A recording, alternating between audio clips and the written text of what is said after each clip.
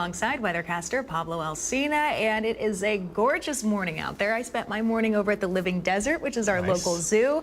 You have to check it out. It's so gorgeous, especially when the weather's nice like this. You can walk around, see a bunch of people. I love animals. There you go. I haven't been to that zoo before. Yeah, I gotta go visit. check it out. Yeah, and it's a perfect day to do it. Weather's great. It's a gorgeous day. Look how clear the skies are. I'll have a lot more coming up.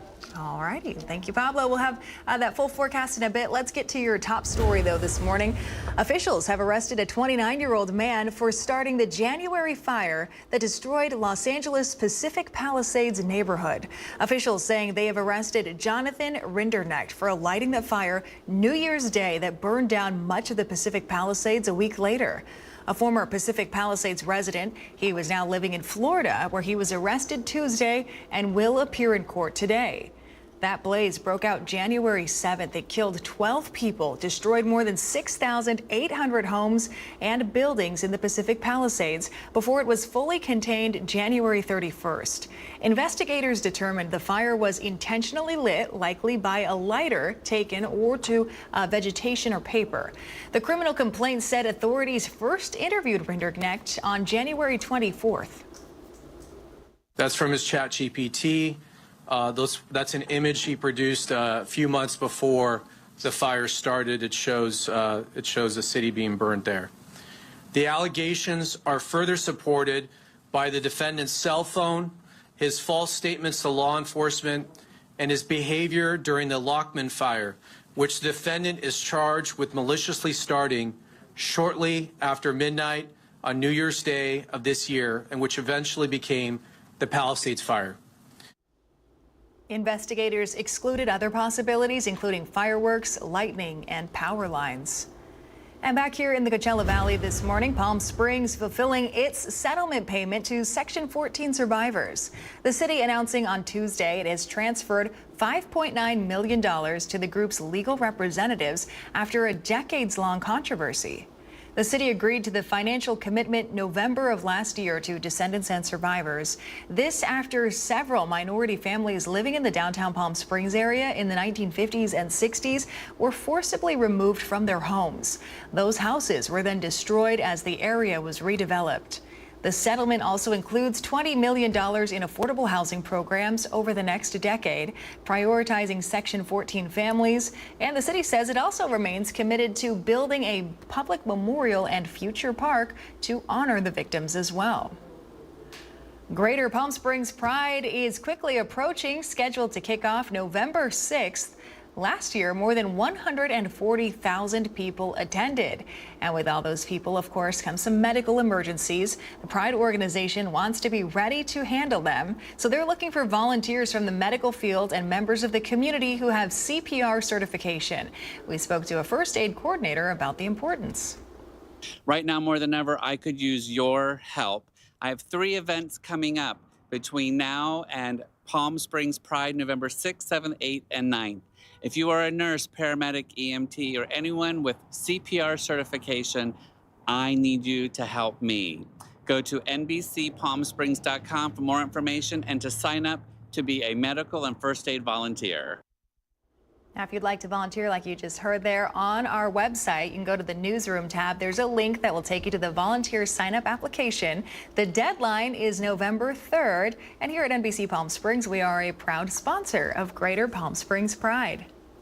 Well, it was sneakers over steering wheels this morning as students across the Coachella Valley hit the sidewalks for International Walk to School Day. Our Alondra Campos joined students and families this morning. She joins us now in studio to tell us more about the event. Alondra? Today, students put their best foot forward, literally, as part of International Walk to School Day, an annual event that encourages healthy habits and safer routes. I spoke with families, students, and staff of the Palm Springs Unified School District who participated in this international event. All right, we got this. Bright smiles and busy sidewalks this morning as students, parents, teachers, and city officials laced up their sneakers for International Walk to School Day. I think this is our 5th year walking with the Della S. Lindley staff and students.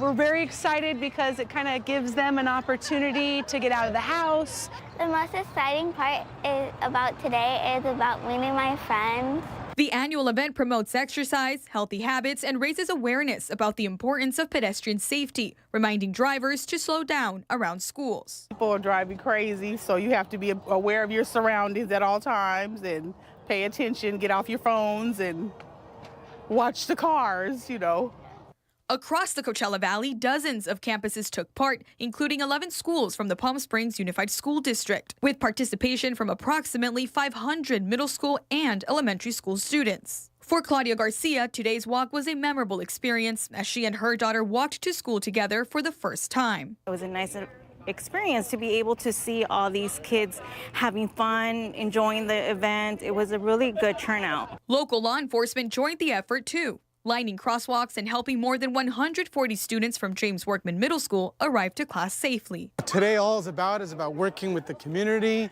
everyone doing the walk-a-thon, making sure that we're really supporting the community in this effort of being safe, never walk into school alone, but most importantly, working together as a family in our community. Now, International Walk to School Day is celebrated in 40 countries around the world, and organizers say they hope days like today will motivate students to walk or bike to school. Live in studio, I'm Alondra Campos. Back to you. Alondra, thank you. Palm Springs residents will have the chance to ask their burning questions and have their voices heard at a Mayor Town Hall meeting this evening. It's scheduled for 5:30 at City Hall. It will be led by Mayor Ron DeHart. He'll also share plans for the future of the city and answer questions from the community. No prior registration is needed, and it is open to all residents. Let's go ahead and take a live look outside now. This is our Agua Caliente Casino camera, downtown Palm Springs. Time to check in with Pablo Alsina this morning. Pablo, those kids picked a wonderful morning to walk to school. The weather was perfect for that. About 5 degrees hotter than normal, but yes, the skies were beautiful and it was very dry and comfortable. Let's look outside right now. 81 degrees, the temperature, 0 inches of rain. Low humidity, that's why the kids were really enjoying it. And as we see though, the hourly temperatures will change at 5 p.m. close to 94 degrees. So yes, when kids were walking this morning, very comfortable. And when you see the dew points that low, 37, you know it's dry and comfortable. If you see it as high as 60, 65, then it's going to be very muggy, very heavy. But in the 30s, ooh, so nice for those kids and for all of us walking outside. But yes, it did get hot. It's going to get a lot hotter, 95 degrees. And the rest of the week, though, we're going to start seeing low 90s and even 80s. Can't wait for that. Look at the high temperatures for today. We're still seeing highs in Palm Desert of 97, Rancho Mirage at 98. Yesterday, they were at 100 for their high.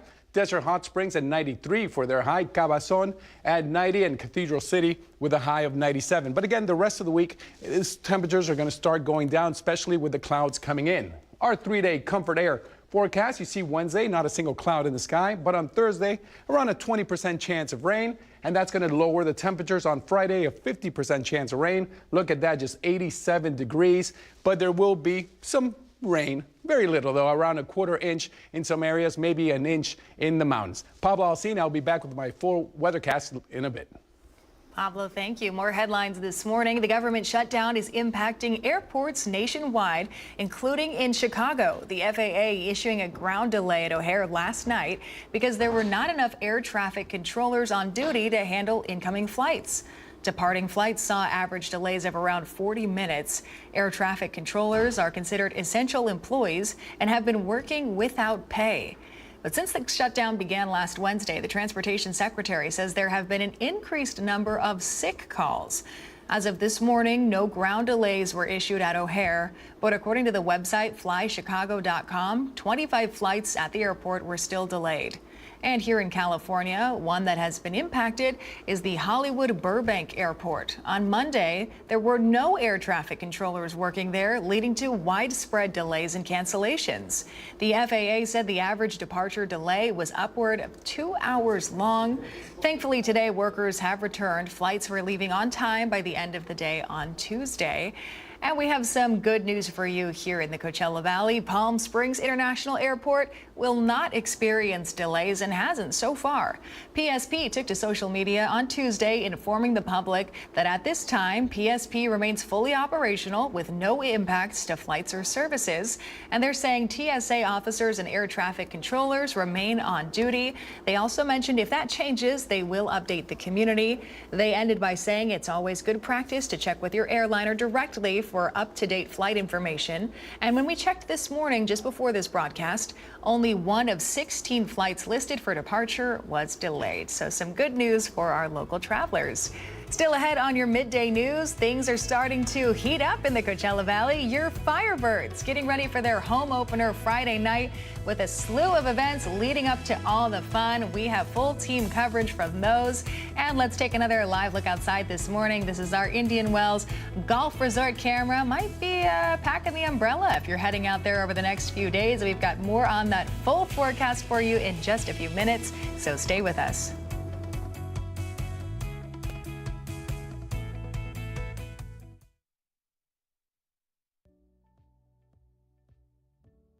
Missed the news yesterday? Well, don't worry. You can watch the latest stories and even original news programming over on our website, NBCPalmSprings.com.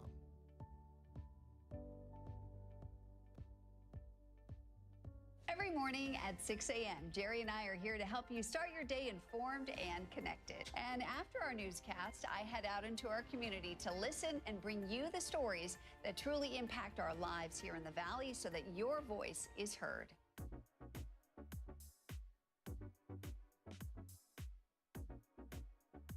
You're watching our digital live stream. For the latest news and updates on developing stories, head over to our website, NBCPalmSprings.com.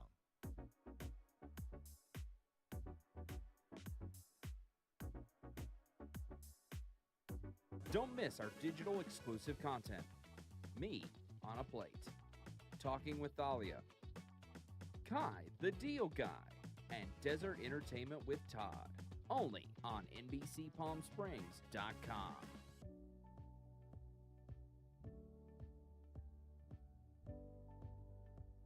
News isn't all we do. We have a wide variety of original programming for you to enjoy over on our website, NBCPalmSprings.com.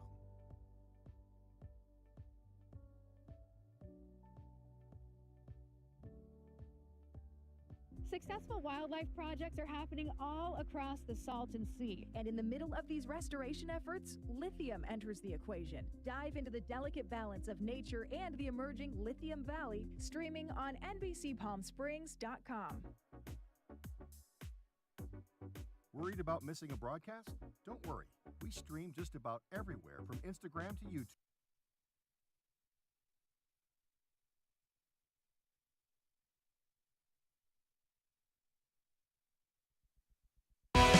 Committed to covering our community. You're watching NBC Palm Springs at 11.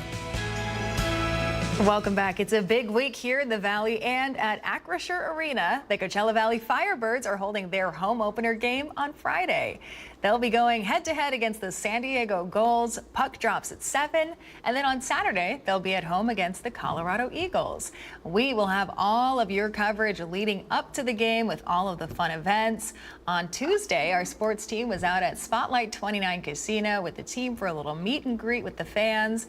And then tonight, there's a burgers and beer pop-up event that's happening. Thursday, there will be a special event at the Acrisure Arena Plaza where you can get swag bags with the purchase of a ticket, and you can find Pablo and myself out there at 5 and 6 o'clock for the fun. Then the big day is Friday. Our team will be out there, the full team. We've got all of your coverage leading up to the game, and then you can watch it on KPSC. Here's your channel guide where you can watch all of your Firebirds action for the entire season of home games. So we can't wait to support the Birds this week. And the Firebirds opener isn't all that's happening. One of the most impactful events in honor of Breast Cancer Awareness Month gets into full swing on Saturday. It's Paint El Paseo Pink. It's run by the Desert Healthcare Foundation. Thousands will walk El Paseo, raising money for the fight against cancer. The event also brings the community together to support Valley residents who are battling the disease.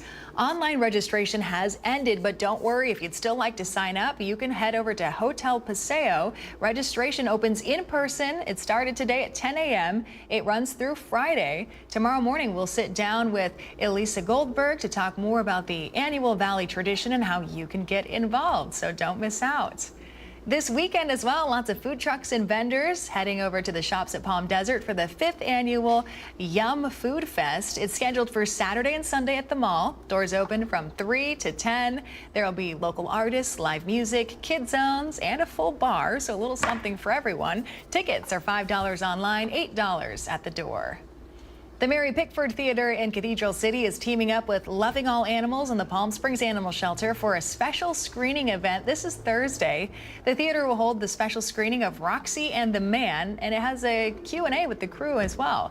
It's scheduled for Thursday at 5. Tickets are $45. That includes a drink and food. You'll also be helping support Loving All Animals and the Palm Springs Animal Shelter. The Human Rights Campaign of Palm Springs is honoring the Transgender Health and Wellness Center and the City of Palm Springs.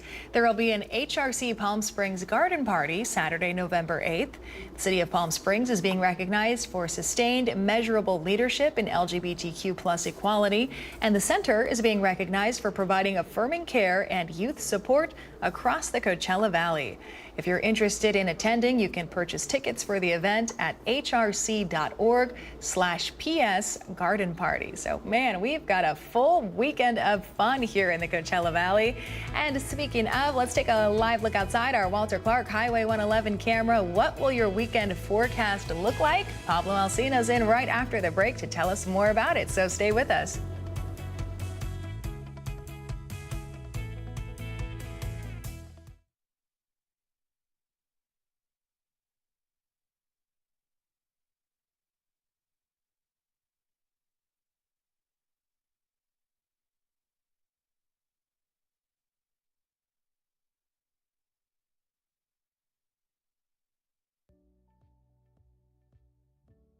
Missed the news yesterday? Well, don't worry. You can watch the latest stories and even original news programming over on our website, NBCPalmSprings.com.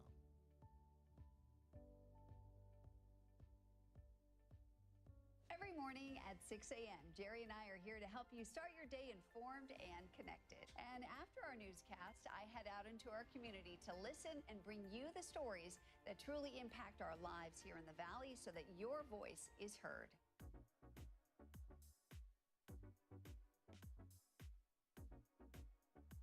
You're watching our digital live stream. For the latest news and updates on developing stories, head over to our website, NBCPalmSprings.com.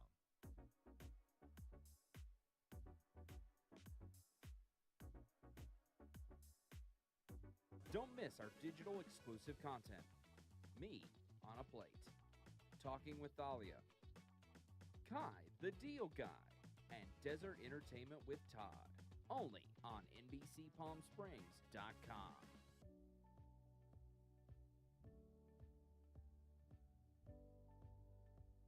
News isn't all we do. We have a wide variety of original programming for you to enjoy over on our website, NBCPalmSprings.com.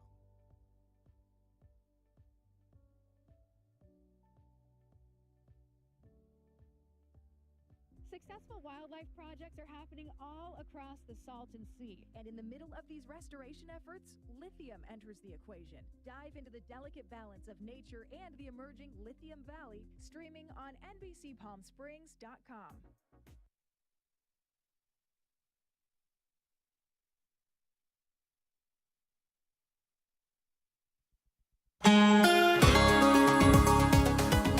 I'm Pablo Alcina and loving the view. Look at this. This is actually my view from my hotel room, seeing the San Jacinto right there. Not a single cloud in the sky. And you can see the moon so gorgeous in the daytime. I put a photo. I put it up on my Instagram. It was sensational. And by the way, follow me. Send me a message. I will follow you back. I am loving life in the desert. I still have to learn the best places to go, where to eat, and I'm learning all about this beautiful, beautiful town and city, and I can't wait for the Firebirds game on Friday. Temperatures hotter than normal, around 4 degrees hotter, but nowhere near as hot as last year. This time on this date, it was 113 degrees. That was a scorcher. So 98, oh, that's so comfortable, but the temperatures will start going down. As far as the winds, very light winds, 7 miles per hour in Palm Springs. Big Bear City seeing around 12. So again, no high wind. So if you're golfing, you can't blame it on the wind. You have to stick it on the green. Looking at the temperatures in the southwest, Palm Springs at 85. lighter than Phoenix, which is the hottest for the area at 92. LA at 64 degrees. That's where I moved from, but I'm getting used to living this far away from the ocean. Not easy for me because I'm from Miami, so I'm used to always being near an ocean, but I'm loving the desert. Temperatures right now, seeing Desert Hot Springs at 87, 29 Palms at a very nice 77, and Big Bear City at 66. Looking at the radar, no clouds at all, but this low pressure system is going to start coming in on Thursday and Friday, which is bringing in moisture, which is also going to bring in a little bit of rain. High temperatures for today, 97 degrees at Palm Springs. But again, the rest of the week, the temperatures will start going down, and it should keep on going down for the next several weeks and months. But as of today, still 97 degrees, a high at Palm Desert, Idlewild at 77. Looking at our 7-day forecast brought to you by our good friends at Comfort Air. Thursday with 20% chance of rain. Friday, should see some rain also, but then look at the temperatures. Oh, they start going down. 91, 87, 82 on Tuesdays. I love that. I'm Pablo Alsina, and once again, thank you, Palm Springs, for having me. More NBC Palm Springs at 11 coming up.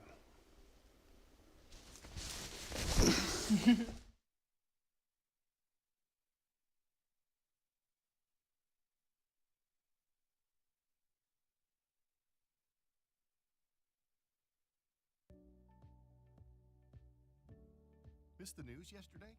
Well, don't worry. You can watch the latest stories and even original news programming over on our website, NBCPalmSprings.com.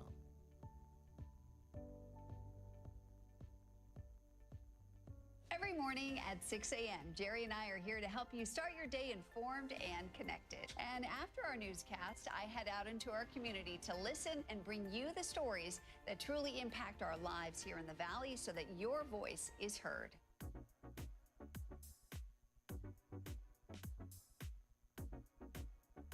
You're watching our digital live stream. For the latest news and updates on developing stories, head over to our website, NBCPalmSprings.com.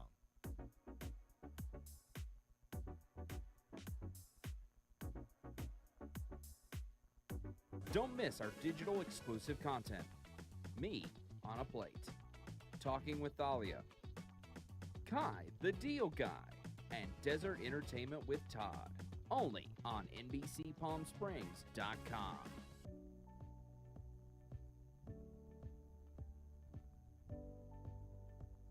News isn't all we do. We have a wide variety of original programming for you to enjoy over on our website, NBCPalmSprings.com.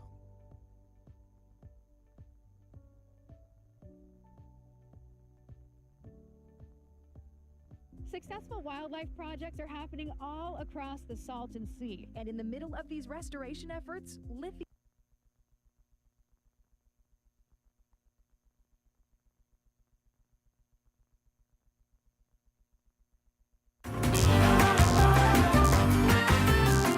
Today we'll be talking about a new nationwide survey from Myriad Genetics. This survey shows many women fear cancer screenings, yet most say genetic testing would actually give them peace of mind.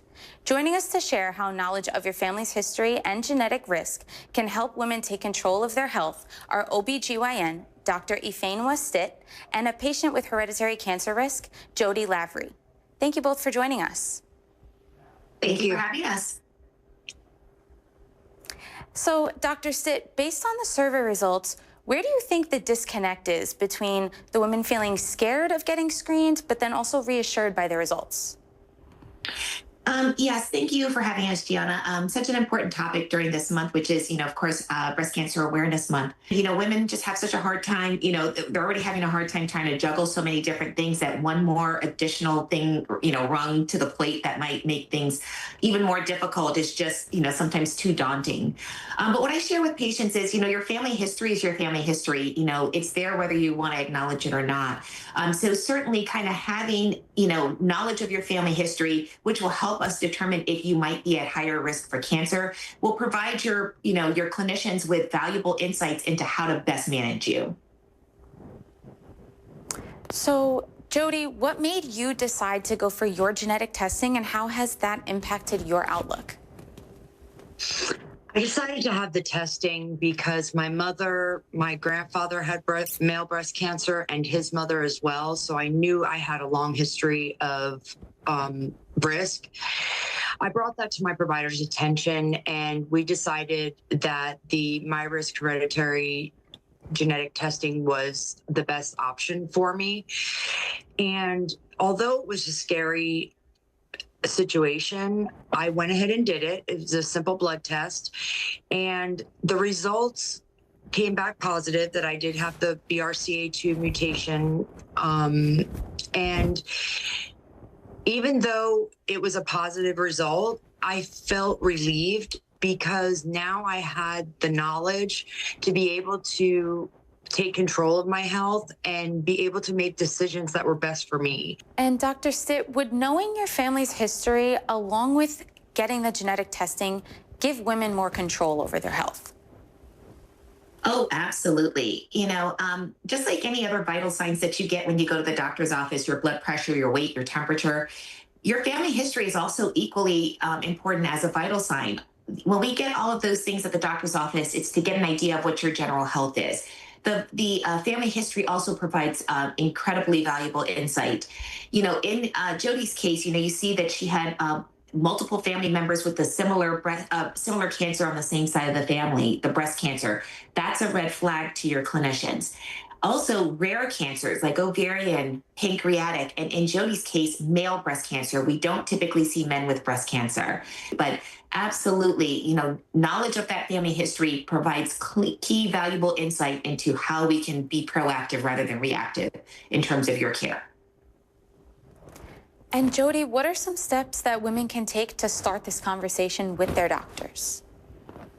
Well, like Dr. Stitt said, take the time to get your family history and present that to your doctor and suggest the genetic testing if you feel that you have a risk of cancer.